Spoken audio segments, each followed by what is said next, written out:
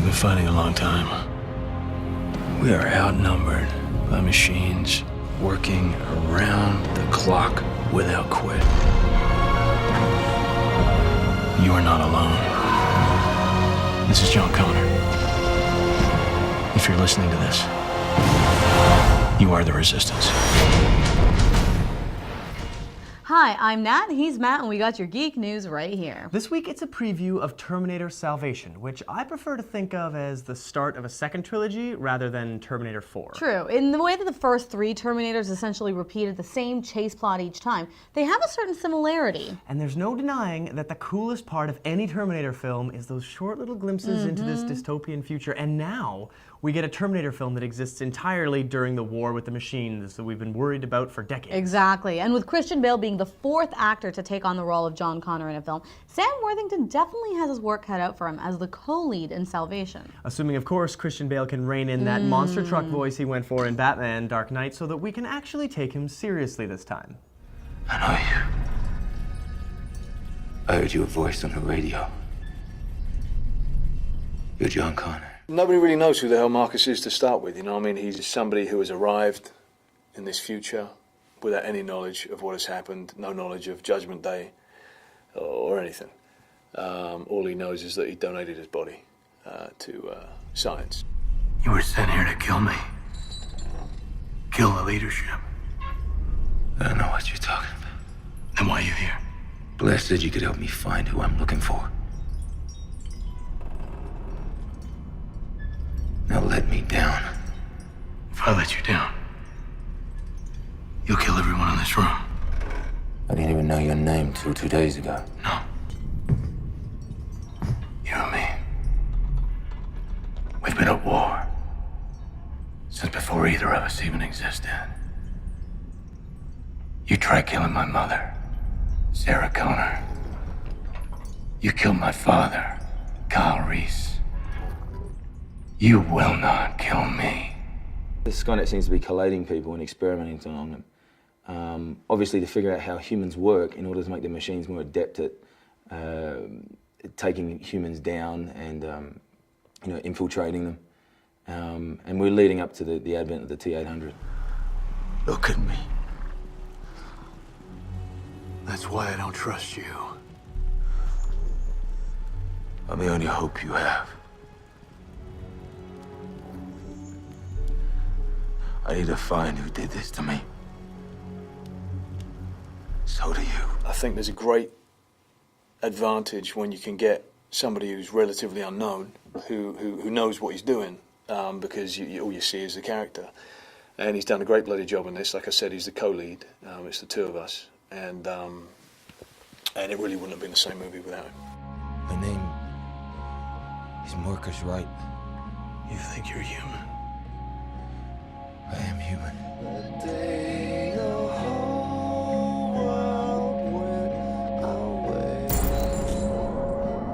People are going to go ooh and ah to all the explosions, and they're going to love all the machines.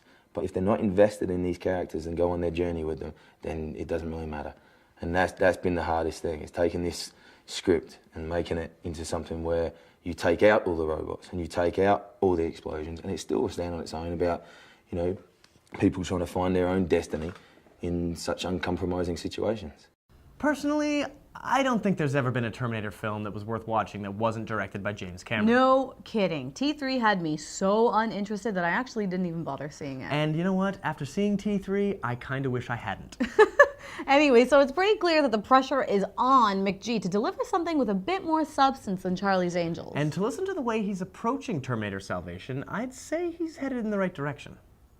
I really wanted a difficult, dirty future. In that regard, I'm influenced by the Road Warrior movies, I'm influenced by Star Wars, and I wanted a dirty patina on the metal of the machines. Like, you know, there are a bunch of tanks based on Soviet-era tanks that haven't been able to go in and get painted or tuned up in a long, long time. I thought I knew our enemy.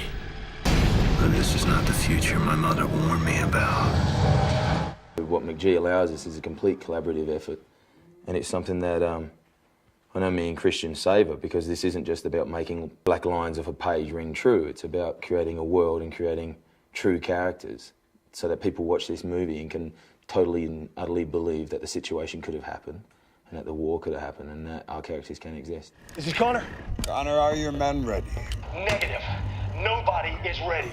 We are not. You are not. We must abort the attack. The game has changed. What are you talking about? All our elements are past the release points. They are in assault position. Then delay the attack. At least delay the attack. I have a chance to infiltrate Skynet and rescue those prisoners. Give me that opportunity. No, absolutely not. This is not the time for a rescue mission. What you ask for will undermine the whole operation. Skynet has Kyle Reese. And that is just fate. No, it's our fate. I have to save him. He is the key. The key to the future, to the past. Without him, we lose everything. No, you stay the course! If we stay the course, we are dead!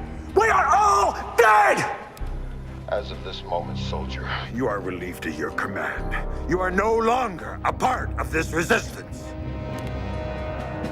Aside from Christian Bale and Sam Worthington, Bryce Dallas Howard joins Terminator as John Connor's wife and second in command of the Resistance. And it looks like Chekhov from the new Star Trek film has made a deal with the devil because he's managed to also land the role of Kyle Reese, who is John Connor's father, you know, sent back from the future in the first Terminator.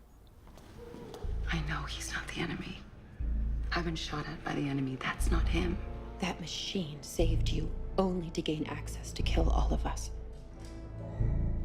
In the first two films, whenever we would see glimpses of the future, those are the moments I would be watching, and then I would kind of like zero in on it and focus and be like, what are they telling, you know, what's the story that they're telling? What does the future look like? And other than that, we would have to use our imaginations. And although using, you know, getting the audience to use their imaginations is a powerful storytelling device, I love that in this movie they're actually creating it, and they are creating the future, and they're saying, you know what, after Judgment Day, this is what the world looks like, and this is what it's like to live in this kind of a world.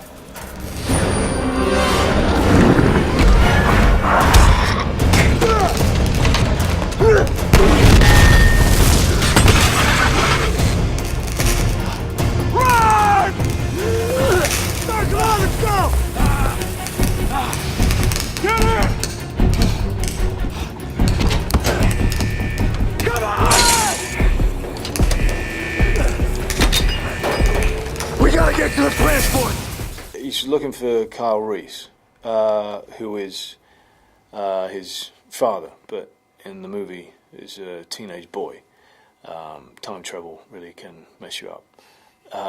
And he's kind of a street rat, you know. Kyle Reese is somebody without any knowledge of the role that he will play in the future.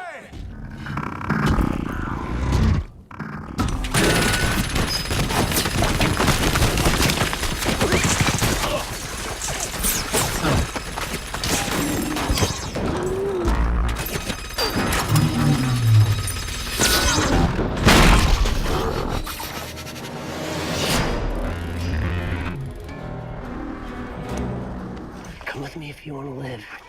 What I did before I started working on the script was I sat down and watched T1 a couple times and like watched the scenes, and I took what I thought made him who he was, you know what I mean? I took what I thought the character traits were, and I sort of worked backwards and said, well, where does this come from when he's a kid? Like, what is he going through as a kid to then become this guy?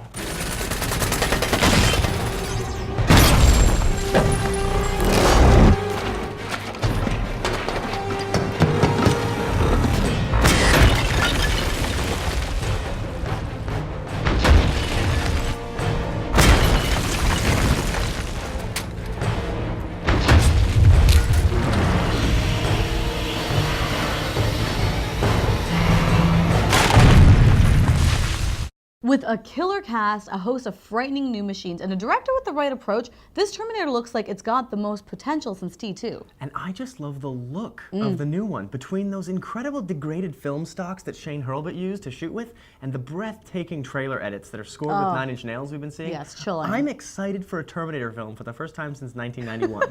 We actually just can't wait to fill you in on Arnold's rumored cameo as an entirely CGI young T-800, which is crazy. So anyway, keep an eye out for our review of Terminator Salvation next week.